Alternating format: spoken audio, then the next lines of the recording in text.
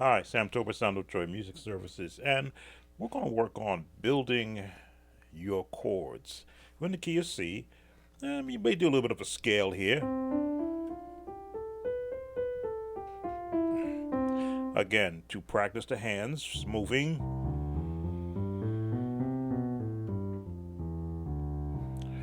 but more importantly, to build your ear, to be able to hear all of the chords, all of the notes that are found in the range of an octave scale. Now, there are some that'll teach you this.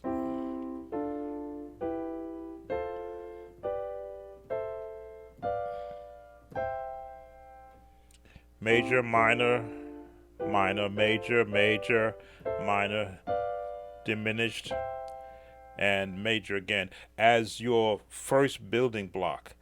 Because I'm from the gospel side of things, I like to use it from a voicing, soprano, alto, tenor.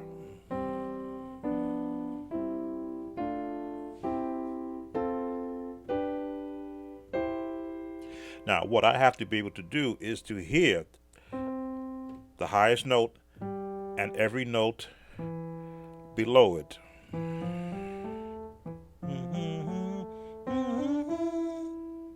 You see.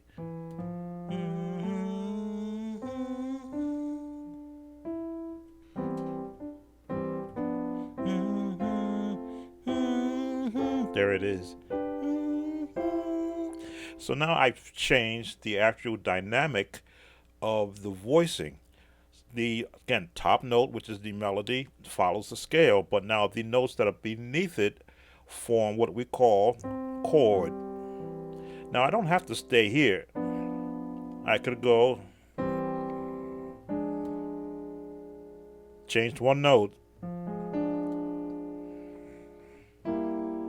change another note. Let's see. There it is. Changed another note. Added a note. Let's leave it here.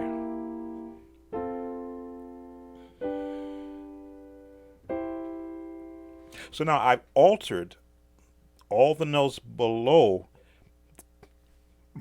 Pardon me. I've altered all the notes below. I just had a soda. All the notes below, which changed the sound.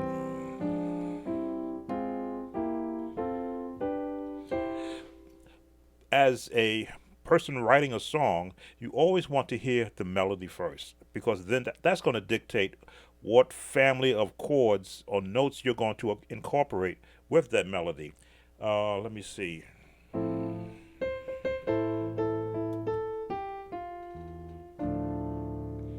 I'm thinking of Killing Me Softly.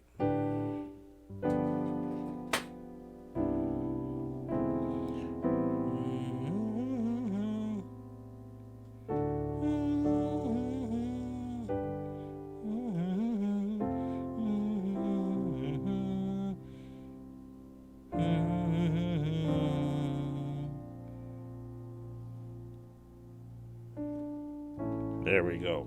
So now I just threw some chords in from the song Killing Me Softly, but because I've heard that played and I've never played it before now, but because in my mind I know the chords that were associated with it generically. I don't play the exact chords, but I could hear the song. If I wanted to, let's say I was going to go to, and I'm picking songs that are not religious related this way, they show you that the concept is, it can be passed along to any song. Let me see. What songs do I want to pick?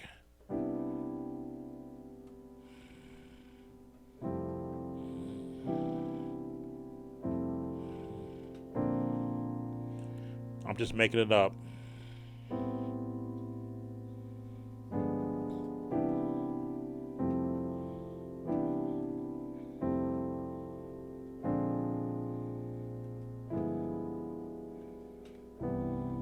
So I just made that up. I knew what the melody was.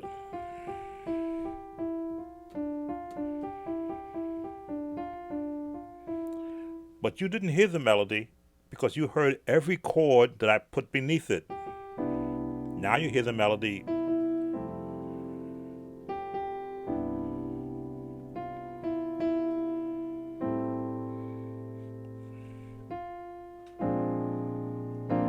That's what I wanted.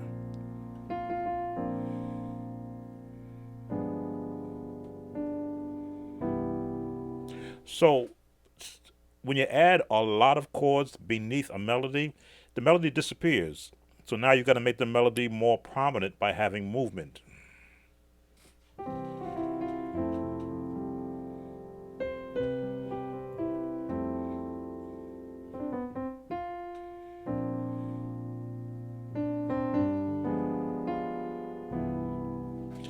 Making this up as I go, so hopefully I don't infringe on somebody's song unknowingly. It happens like that to me lately. But the idea of that, you've got to be able to hear the chord before you play it. Those chords I heard in so many different songs that before I even put my fingers down, I knew where I wanted to go. When I messed up and I didn't hear it correctly, come back the second time and I go, okay, I didn't want that minor, I wanted this note. Just one change. But that'll fit if I'm walking down a path.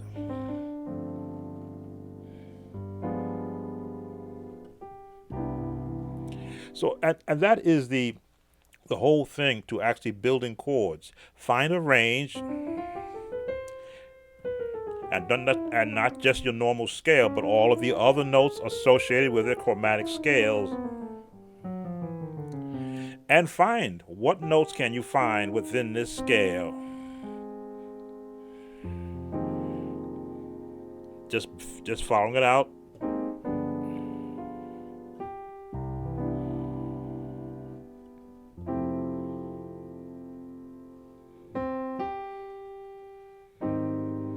Changing it up.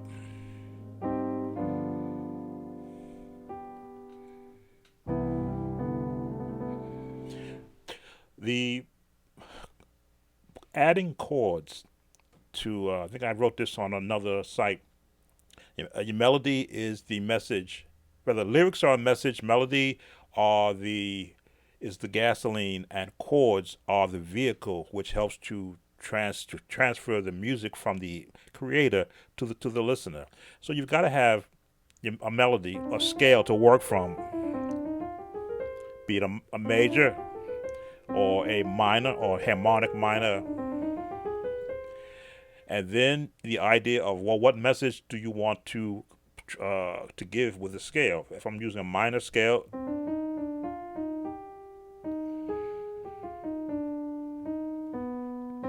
just made that up.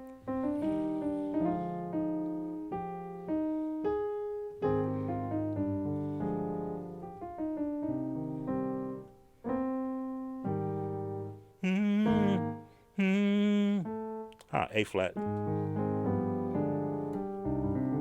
So I had to hear in my head, what note was I missing?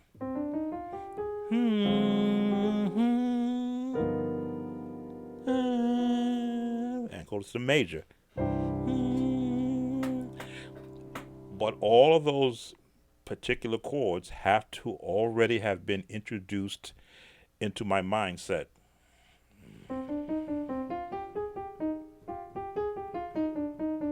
The Saints in Praise, I will celebrate.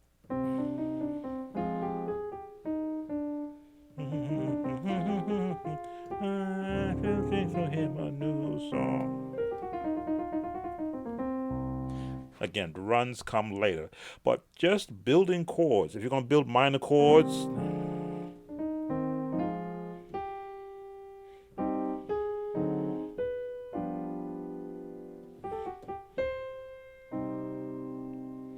you're going to keep it in that family or the major family.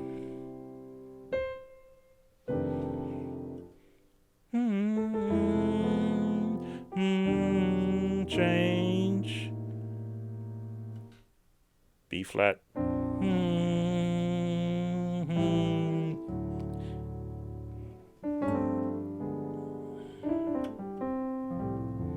So you want to be able to have a palette of chords to pick from.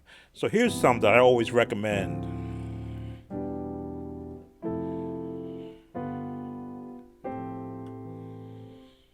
Let me see. There it is.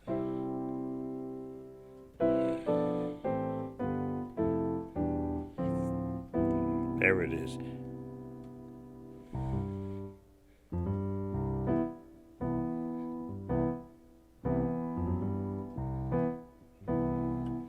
chord up.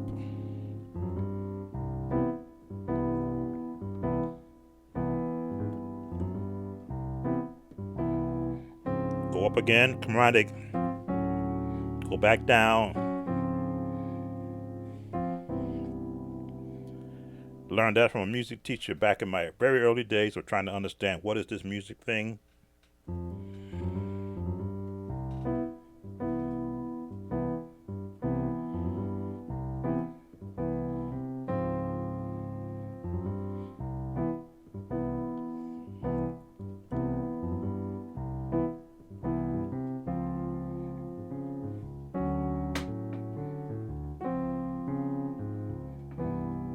I haven't forgotten that all these years because I based a lot of my chords from that very principle.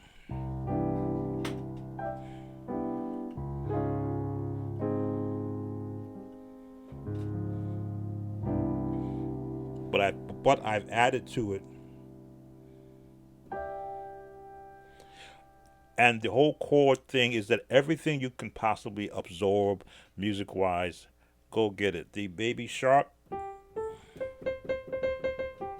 I don't want to get a copyright on that. But even looking at that, what is that?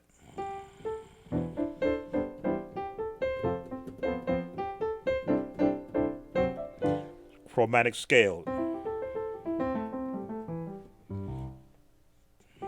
3 notes, but you can build a whole bunch of chords around that.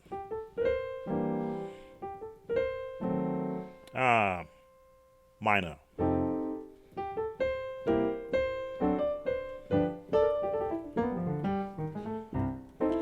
Just having a chord palette to work from will actually help you to decipher the chords. Now, there are some that will talk about learning the circle of fives or fourths.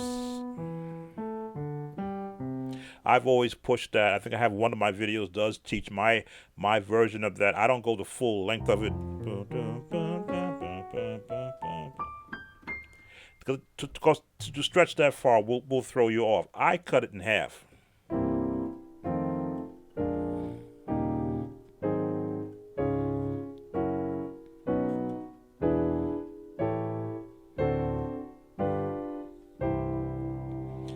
That's how I break it up so that I can get to each one of those chords in my ear without having to stretch all one way. Going back is the hardest part. Let me see.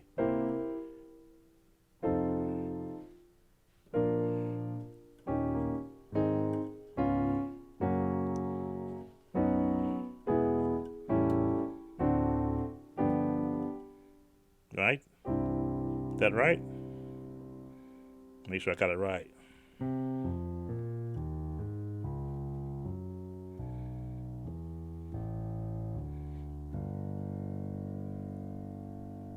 I think I missed a note somewhere, but it's just hearing those chords in their purest point, also purest verse.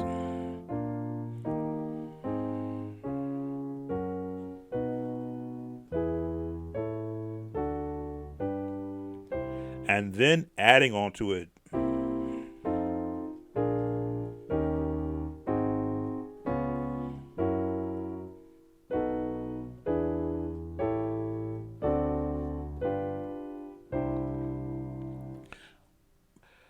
Months and I'll say years of exercising to get my ears trained so that I can play those in any form that I want to use. So that if I hear a song using it,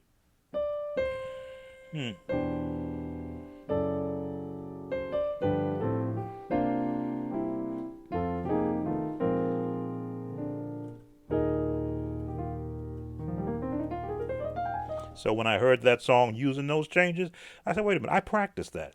Oh, these are those chords. And it was like, okay, I can play this song at least up to that up to that part about it. Well, I'm going to stop it right here because I'm trying to look for alternate ways to give you the whole chord spectrum that I have in my head, not just the gospel spectrum. I mean, I always say if I can hear a song, depending upon what it is, I can learn it if I can hear it, because that means I can go to the keyboard, find the scale that's being used in it, find the chords that the originator built around it, and then marry the two of them together, the scale, the melody, and the generic chords before I add all the fancy stuff. Sam Tober, Sound of Joy Music Services. If you like what you're hearing from me, subscribe, share, and leave me some comments of what else you'd like to see me cover from a chord building standpoint. As I say, I have over 5 decades of chords in me, and I want to get it out to you as the best way possible. Take care and see you soon.